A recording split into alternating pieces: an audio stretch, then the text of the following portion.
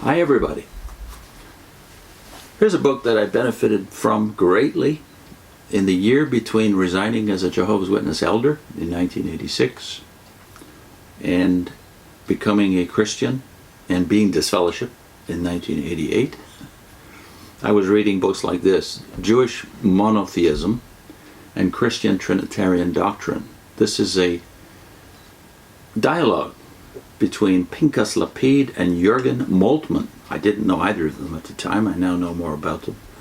It says of Jurgen Moltmann, he's a Protestant scholar and author and is on the faculty of theology at the University of Tübingen, Germany. That doesn't mean much to me at the time and to most people at all, but Tübingen is the center of theology in Germany, so you don't get higher credentials than Jurgen Moltmann. This was published in 1981. Pinchas Lapide is an Orthodox Israeli Jew on the faculty of Bar Ilan University in Israel. Worked for the Foreign Service of the Israeli government before devoting himself exclusively to Jewish-Christian dialogue in Germany. So you could probably imagine why this was of importance to me back in 1987, when I was already resigned to the, technically resigned, but resigned to the agnosticism, which was briefly my situation between the certitude of being a Jehovah's Witness and the new world of Christianity. What was I going to believe about God? And if you're a witness, of course, you know monotheism is your choice. And in that, of course, in your rejection of Orthodox Trinitarian belief, you may not know it at the time, but you're in the same camp as Orthodox Jews, and you're in the same camp of Muslims, and you're in the same camp as the other cults with whom you differ on so many other things, but in opposition to Trinitarianism, you're unified. So this was of great interest to me then. So let's concentrate though on Pinchas Lapide, not so much Moltmann, the Trinitarian, but Lapide as a Jew looking at the Orthodox teaching of the Trinity from his perspective and from the standpoint of the rabbis. First, the idea of the oneness of God. Here's what he has to say about the oneness of God according to Jewish belief. The oneness of God, which could be called Israel's only dogma, is neither a mathematical nor a quantitative oneness in the sense of a rigid uniformity, but rather a living, dynamic oneness, out of whose inner essence the becoming one of humanity in the reconciliation of the all-embracing shalom comes forth. Well, that was a new thought to me at the time. It's not a mathematical oneness we're talking about from the Jewish perspective. How non-static, Pinchas says, this all-oneness of God is indicated already by the tetragrammaton of the unutterable name of God, which purely grammatically viewed is an active verbal form in the future. And since the Hebraic concept of being denotes not a simple existing, but rather much more an affective being, a dynamically living being, a co-being, and a self-disclosing being, which altogether is experienced as a process of becoming without pause. God's name already witnesses this to us. It pertains to God's dynamic essence, that it is becoming and expressed itself by in-the-world actions.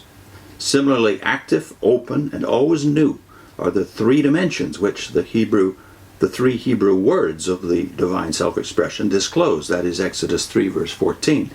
I will be as the I will be, literally.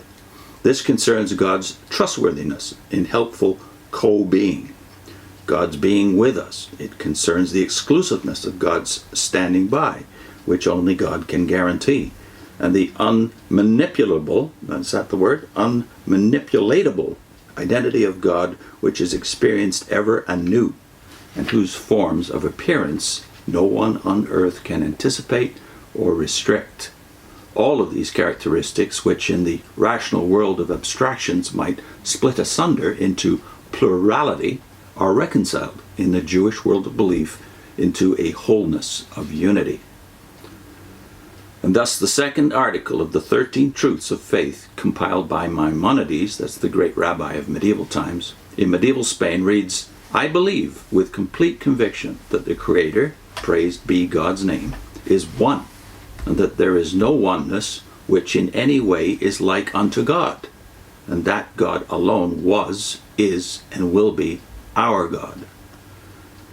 So even in stating that, Maimonides is essentially saying this oneness of God is not like other onenesses, including, of course, mathematical oneness.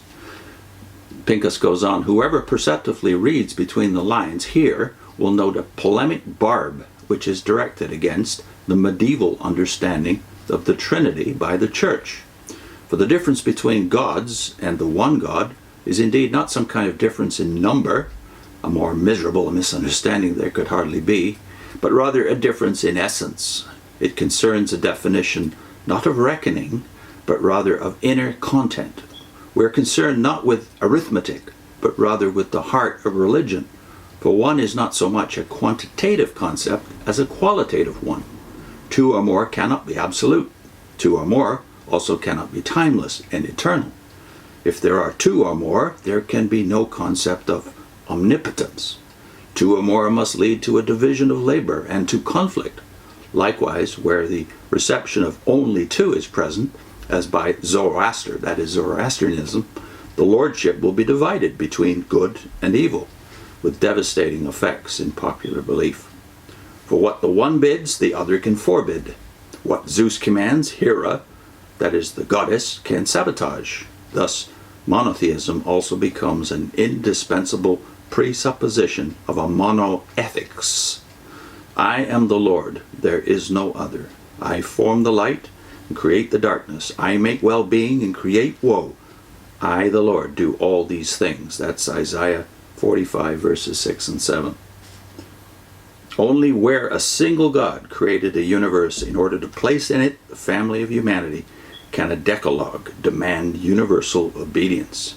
Can one and the same morality serve as a guideline for all mortals?